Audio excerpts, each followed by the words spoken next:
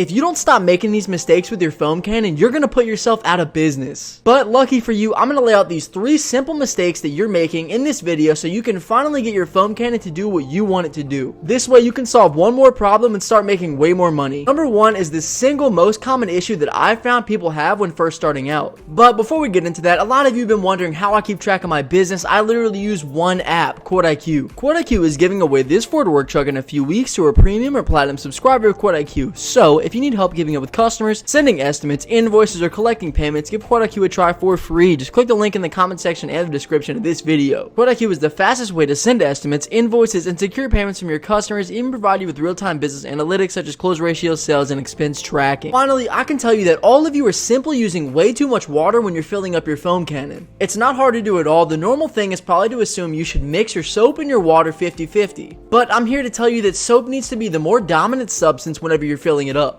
In the beginning, I would go to jobs and find myself having to use the hose to fill the foam cannon, which because of this, it's not the most accurate and it kinda ends up with a very thin foam spray. So whether you're doing trash can cleanings or mobile detailing, a very thick soap gives you more time to kind of set out the details and scrub everything down, thus impressing the customers and making you more money like we previously mentioned. The second mistake I've most commonly found is people not filling up their foam cannon all the way. Even if you're following what I'm saying here and doing more soap than water, you still have to fill it to where the top line is. Often I'm at jobs only having to do one trash can and I feel like I'm wasting soap. Why would I want to fill up the whole thing, especially when I only have to do one trash can? I'm not going to use the entire canister on one can. But these things weren't meant to be half filled. They have built-in measurements on the side to show you where you need to fill them up to get the maximum and the thickest soap product. Now, some of the foam cannons that you might find might allow for this, so you don't have to fill it all the way to the top, and they might even be better. But that's not always the case, which moves us into our next mistake, and that's you trying to buy a brand of foam cannon that's too cheap.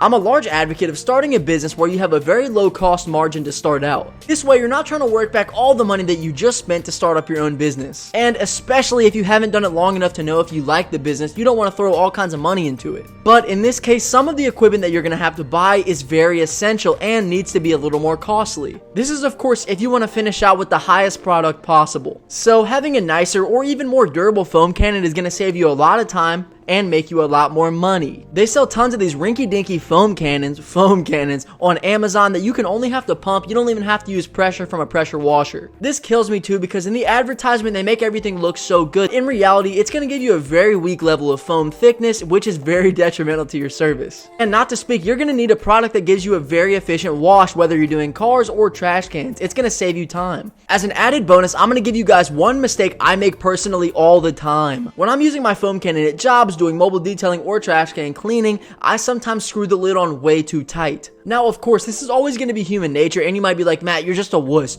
But it's human nature to want to close something as hard as we can so that we know it's secure. But I would almost recommend the opposite. Not that you shouldn't close it all the way, but make sure you stop whenever it's giving you a little bit of resistance, or more so a good amount of resistance. These foam cannons aren't going to really leak on you. Personally, I have a Ryobi one and I know it's never leaked on me. Even whenever I have it super tight compared to now, the way I do it is I like to screw it on, have a little bit of resistance, but leave it kind of loose. So when I go back to take it off again, it's not stuck. Also, sometimes I've even had to go home with the thing still stuck on there, foam, soap, everything inside of it because we couldn't get it off. And this kind of leaves you feeling stupid because, well, how am I not able to unscrew this? Well, it's because the tightening from the pressure of you using it is securing it and getting it stuck on there even more and more. Now, this is all personal advice that I feel like I can give experience on from what I've learned, and maybe you can learn something from me as well, but some people think I don't even have good suds anyway, so what are you gonna do about it?